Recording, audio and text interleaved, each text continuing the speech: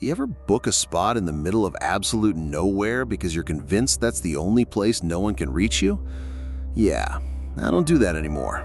My name's Drew. I'm 27. I'm a UX designer out of Denver, and I've spent most of my life trying to disappear from everyone else. After my breakup last year, the anxiety got so bad I couldn't even handle grocery runs. So I did what I always do when everything feels too loud. I found the most isolated rental I could afford. An old single-story farmhouse sitting on 400 acres in the sandhills of northern Nebraska, 40 minutes to the nearest gas station. No neighbors, no cell service half the time, just rolling grass hills and silence. I told myself 4 days of reading, long walks, and zero human interaction would fix me. I pulled in Friday just before sunset. The place smelled like old wood and prairie dust, exactly like the listing photos. I made a quick dinner, cracked a beer, and passed out on the couch with my book still open on my chest. For the first time in months, I actually slept through the night. Saturday morning, I woke up feeling lighter than I had in forever. The sky was huge and blue. I laced up my boots and headed out for a long walk through the tall grass toward the tree line about a mile back. Nature's always been the one thing that shuts my brain off. But about 40 minutes in, I started hearing it. Footsteps. Not random wind or animals. Deliberate. Matching my pace. Every time I stopped dead and whipped around, nothing but grass bending in the breeze. I stood there for a full minute, heart hammering, scanning every direction.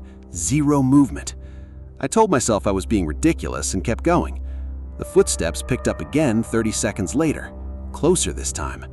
I turned back early, power walking the whole way to the farmhouse, telling myself it was nothing, but the peace was gone. That night, I tried to salvage the vibe. I poured a couple fingers of bourbon, lit the wood stove, put on some low lo-fi, and sank into the big armchair with my book. Around 1:40 in the morning, the music was still humming when 3 heavy knocks hit the front door. My stomach dropped straight through the floor. Who the hell walks up to a farmhouse at almost 2 a.m. in the middle of nowhere? I killed the speaker and crept to the door. The porch light was off. I flipped it on and looked through the narrow glass panel beside the frame. Standing there was a guy who looked completely wrong for the setting. Tall, maybe 6'1", athletic, clean-shaven, short, neat hair. He was wearing a light blue button-down tucked into dark jeans and leather shoes that were caked in mud, like he'd stepped out of a Monday morning meeting and somehow ended up on the prairie at night. I cracked the door 2 inches, chain still latched. "You okay, man?" Long pause, like he had to think about the question. Then his voice came out flat. No fear, no rush, nothing. "Hey, my truck died about 2 miles back on the county road. Phone's dead. Any chance I could step inside and use yours to call a tow?" Something about the way he said it made my skin crawl. No panic, just empty. I told him I'd call for him right now and he could wait by the road. Another unnatural pause. He glanced slowly left, then right. "I'd really appreciate it, Drew, but it's cold out here. Mind if I come in for just a minute?" My blood turned to ice. I had never told him my name. The mailbox is at the end of a half-mile driveway, and it only says the owner's last name. There's no sign with my info anywhere. "How do you know my name?" He gave this small, lifeless smile. Must have seen it on the rental app or something. "Look, I'm not here to cause problems, just need to get out of this wind." I was shaking now. I told him no, I'd make the call from inside and to back up to the end of the porch. He didn't move. Instead, he stepped forward and pressed his face right against the glass until his nose was inches from mine. "Come on, Drew. I know you're all alone out here. Just open the door. We can talk about everything that's been going on with you." He said it like we were old friends, like he knew about the breakup, the anxiety, the reason I came here. I slammed the door, threw every lock, and fumbled my phone out with sweaty hands. Service was barely there, but I got through to the county sheriff's office. I was whispering the whole time, describing the guy, begging them to hurry. While I was on the line, the pounding started, hard, violent. Then this low, amused chuckle from the other side of the door. Not angry, like he thought my panic was funny. I screamed that the cops were coming. The pounding stopped instantly. When I finally worked up the nerve to look out the glass again, The porch was empty, just the wind moving the grass. The deputy took almost 35 minutes to reach me. Older guy, calm, professional. He spilled the whole story while my hands still wouldn't stop shaking. He listened, nodded, but I could tell he thought I was some freaked out city kid. He did a full sweep of the property with his flashlight. No footprints, no tire tracks except mine, nothing. But when we stepped outside so he could drive me into town, because there was no way I was sleeping there, we both saw it at the same time. Both rear tires on my car were slashed clean. The deputy went quiet for a beat. Then he just said, "All right, let's get you out of here." He drove me to a little motel in the next town over and waited in the lobby while I called my brother to come get me the next morning. I never went back inside the farmhouse. The owners mailed my stuff, refunded every penny, and swore nothing like this had ever happened before. But here's what still wakes me up at night. A couple weeks later, I was scrolling through the photos on my phone, looking for shots from the trip. There was one picture I didn't take, time-stamped 1:55 a.m., right in the middle of everything. It's a picture of me, sitting in that same armchair, reading my book exactly where I was when the knocking started. The angle is from inside the living room. I never heard the door open. I never heard footsteps. I never heard a single thing. I still don't know who that guy was. I still don't know how he got my name, how he got inside, or how he got that picture. And I sure as hell don't know if he's still out there, waiting for the next person who thinks being completely alone is safe. So if you ever rent a place way out in the middle of nowhere, check the locks twice. Maybe check inside the house too. Because sometimes the person who knocks on your door already knows exactly who you are, and they've been inside the whole time. I thought inheriting my dead dad's cabin would finally close the book on all that messed up family stuff. Turns out, something else had already moved in, and it had been waiting for me. This happened last fall. I'm Ryan, 27, graphic designer, scraping by in Chicago. My old man passed about 7 months earlier. We weren't tight. He was the classic UP Michigan guy, logger, hunter, the kind who believed real men didn't waste time on laptops or city life. I was the kid who bailed at 16 and never looked back, stopped visiting his cabin after one too many fights about toughening up.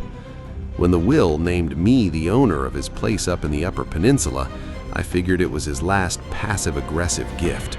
My friends joked it was one final screw you, but I needed the cash, so I drove up alone that weekend.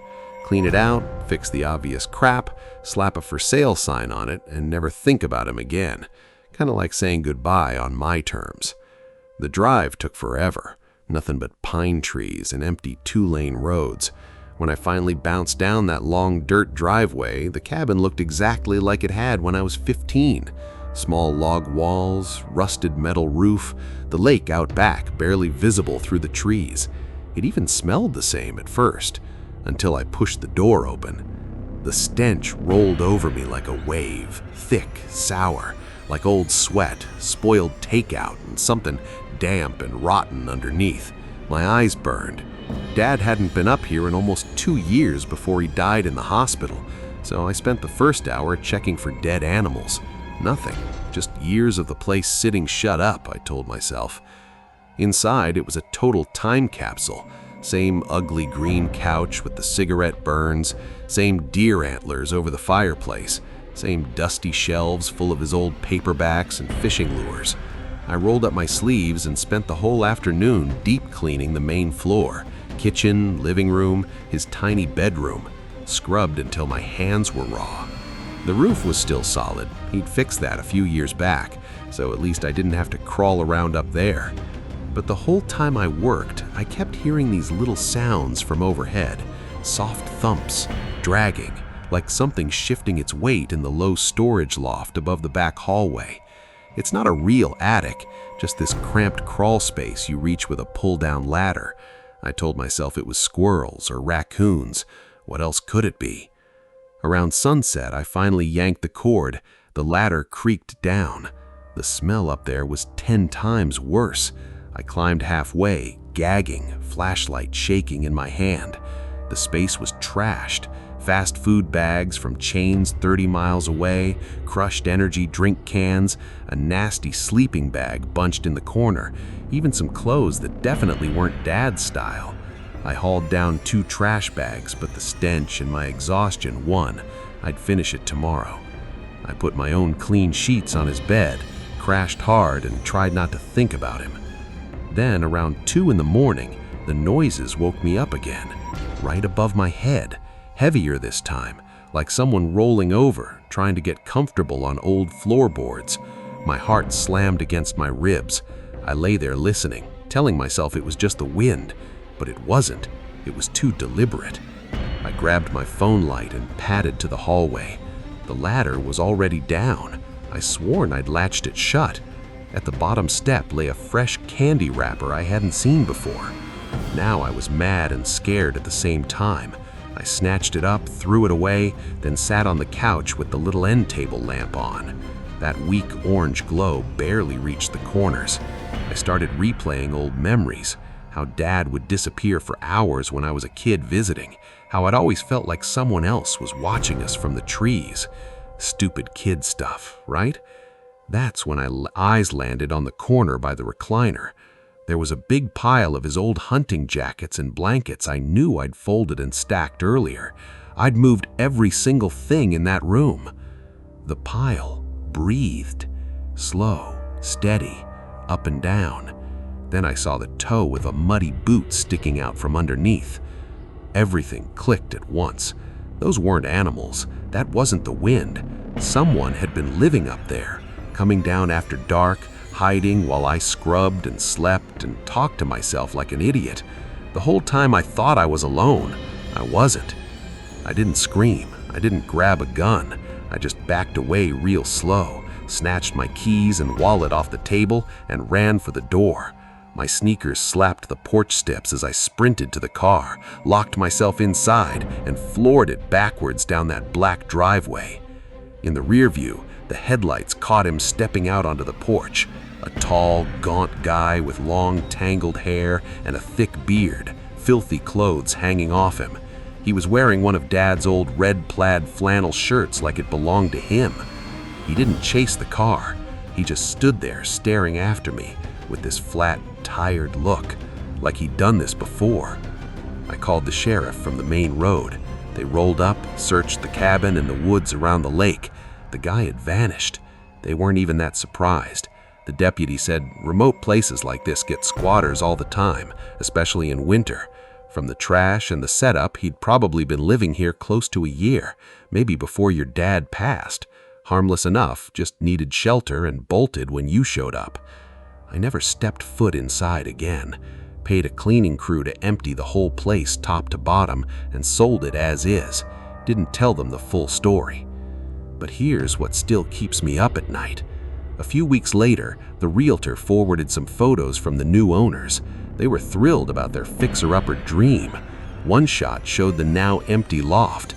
On a low wooden beam, someone had tacked up a tiny scrap of paper I'd somehow missed in all my cleaning.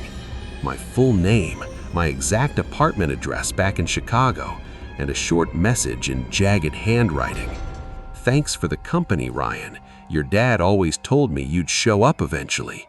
See you around."